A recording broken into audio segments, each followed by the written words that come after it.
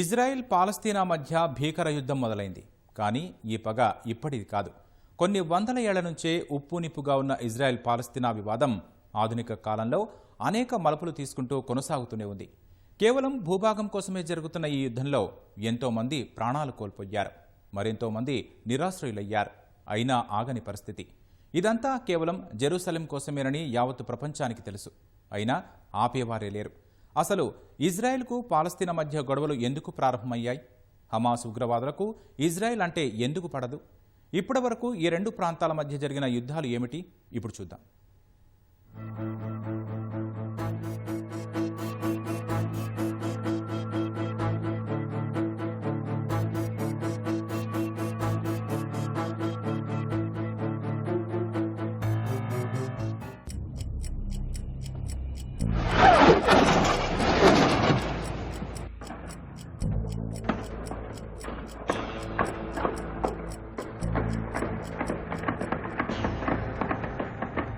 ప్రస్తుతం ఇజ్రాయెల్ పాలస్తీనా మధ్య జరుగుతున్న ఘర్షణలు ఈనాటివి కాదు. దాదాపు కొన్ని వేల సంవత్సరాల క్రితం నుంచే వీటి మధ్య వివాదాలు ఉన్నాయి. అందుకు వేదిక అయింది జెరూసలేం. కానీ ప్రధానంగా క్రీస్తుపూర్వం 750 నుంచి ఈ వివాదం మరింత తీవ్రమైంది. ఆ తర్వాత క్రీస్తు శకం 63 సమయంలో రోమన్ సామ్రాజ్యంలోకి ప్రస్తుతం యుద్ధాలు జరుగుతున్న ఇజ్రాయెల్ పాలస్తీనా వచ్చాయి. కానీ రోమన్లు యూదులను తీవ్రమైన ఇబ్బందులకు గురి చేసేవారు, ఘోరంగా అసహ్యించుకునేవారు. అలా వీరి బాధపడలేక యూదులు యూరప్ తో పాటు అనేక దేశాలకు వలస వెళ్లారు. తర్వాత క్రైస్తవులకు యూదులకు పవిత్ర స్థలంగా జెరూసలేం మారింది. అదే సమయంలో తూర్పు నుంచి వచ్చిన ఇస్లాం రాజులు వేగంగా జెరూసలేంతో పాటు చుట్టుపక్కల ప్రాంతాలను ఆక్రమించారు. అలా క్రీస్తు శకం 950 వచ్చేసరికి యూదులు, క్రైస్తవులు, ఇస్లాం మతస్థులకు పవిత్ర స్థలంగా మారిపోయింది. ఆ తర్వాత 1516లో ఒట్టోమన్ సామ్రాజ్యం ప్రస్తుతం ఉన్న పాలస్తీనాను పూర్తిగా ఆక్రమించింది. 1750 నుంచి 1917 వరకు జెరూసలేం ఒట్టోమన్ ఆధీనంలోనే ఉంది. అలా యూరప్ నుంచి తరిమివేయబడిన కొంతమంది యూదుల కుటుంబాలకు ఒట్టోమన్ రాజ్యం ఆనాడు ఆశ్రయం ఇచ్చింది. అదే సమయంలో జర్మనీకి సపోర్ట్ చేస్తూ ఒట్టోమన్ రాజ్యం మొదటి ప్రపంచ యుద్ధంలో పాల్గొంది. కానీ ఆ యుద్ధంలో వీరు ఓడిపోవడంతో జెరూసలేం కాస్త బ్రిటిషర్ల చేతుల్లోకి వచ్చింది.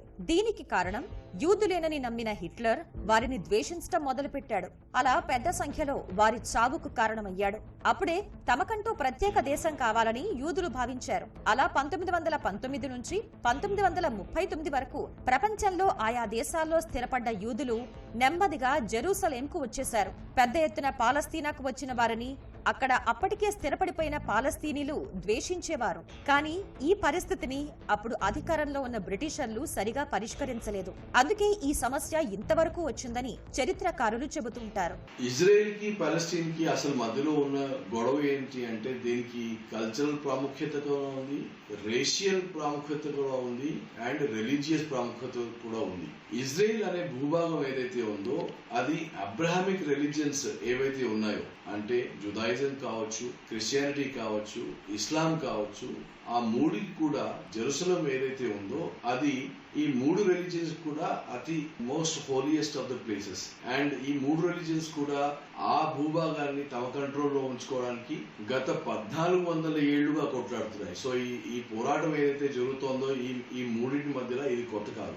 నాజీల చేతిలో యూదుల ఉత్సకోత, రెండో ప్రపంచ యుద్ధం తర్వాత యూదులకు ప్రత్యేక దేశం కావాలన్న డిమాండ్ మరింత పెరిగింది. అప్పుడే అంటే 1947లో పాలస్తీనాను రెండుగా విభజించి యూదులకు, అరబ్బులకు సమానంగా పంచివ్వాలని, జెరూసలేంను అంతర్జాతీయ నగరంగా ప్రకటించాలని ఐక్యరాజ్య సమితి సిఫారసు చేసింది. కానీ అరబ్బులు అందుకు సమ్మతించలేదు. 1948లో బ్రిటిష్ వాళ్లు ఆ ప్రాంతాన్ని విడిచి వెళ్లిపోయిన తర్వాత యూదులు ఇజ్రాయెల్ దేశాన్ని ఏర్పాటు చేస్తున్నట్లు ప్రకటించి మే 14న ఇజ్రాయెల్ దేశంను ఏర్పాటు చేశారు.